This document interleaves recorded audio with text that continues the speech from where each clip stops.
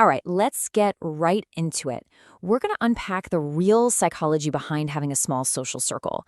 It's a topic that gets misunderstood a lot, but we're going to explore some of the rare traits that explain why some people don't just survive with a few friends, they absolutely thrive. I mean, be honest. Have you ever looked at your small group of friends and had that little nagging thought like, is something wrong with me? It's a super common feeling, right?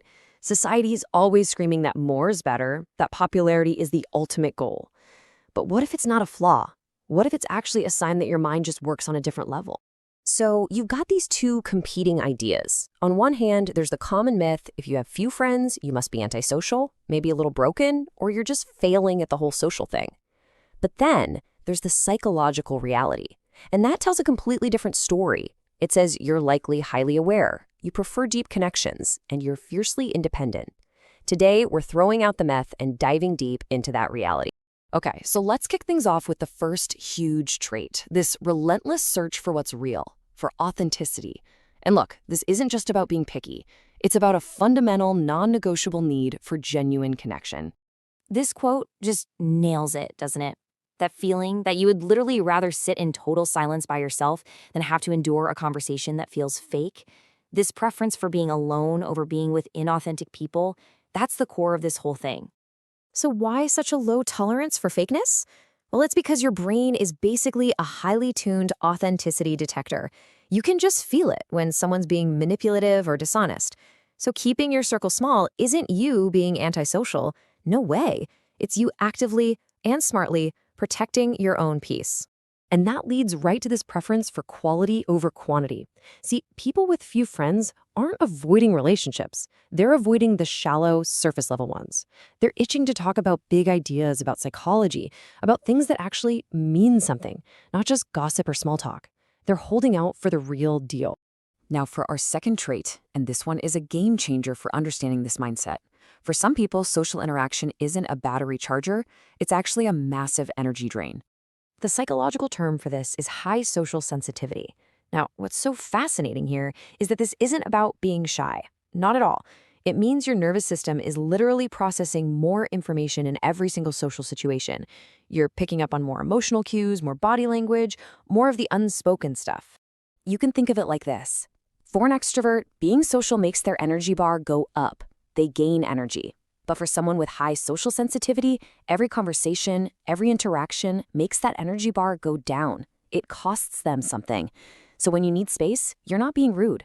You're just trying to recharge a very real battery. And that's the key right there. That need for recovery time comes from all that deep level processing. Your brain is working overtime, analyzing everything on multiple levels. So of course it needs a break. It's a sign of a really active, powerful mind at work. This brings us perfectly to our third trait, which kind of reframes this whole experience. We need to talk about the power of independence and learning to see it not as a loneliness, but as a genuine, bona fide strength. The concept here is what we call low social dependency. Basically, it's the ability to find your own comfort, to validate yourself, and even to entertain yourself all from within. You don't need a crowd to feel complete because you've put in the work to build a really rich inner world. So how does this actually play out? Well, first, you're a master at entertaining yourself. Second, you're a natural problem solver, perfectly comfortable tackling things on your own. Third, you've created this whole amazing world inside your own mind. And because of all that, your standards for who you let into your life get incredibly high. As they should. Okay, let's tie these threads together now with our fourth trait. This one is often shaped by our past. It's all about having a mind that has been taught, sometimes the hard way, to be more cautious and selective. Our past doesn't just go away. It shapes us. And if you've ever been really let down, betrayed, or hurt by someone, your brain learns a really valuable lesson. Be protective. Being selective stops being a preference and starts being a survival mechanism. This creates what's called a trust threshold. Just think of it like a higher security clearance that people need to get before they're granted access to your inner world. It's not about being closed off. It's a security system that your mind installed for a very, very good reason. So after a betrayal happens, the brain just shifts gears. It goes into this protective mode. What does that mean? It means you observe people for a lot longer. You might even subconsciously test their character a bit. And only when they finally meet that really high threshold, that's when you grant them your trust. It's a deliberate and frankly very wise process. So, what's the big takeaway from all this? If there's one thing you hear, let it be this. Having few friends does not mean something is wrong with you. It simply means your mind works differently. It's like you're running on a unique and maybe even more powerful operating system. And that different operating system? It comes with some incredible strengths. We're talking about more awareness, higher sensitivity, deeper thinking, a much richer inner world, sharper intuition, and, yes, higher standards. These aren't flaws, you guys. These are rare and incredibly valuable traits.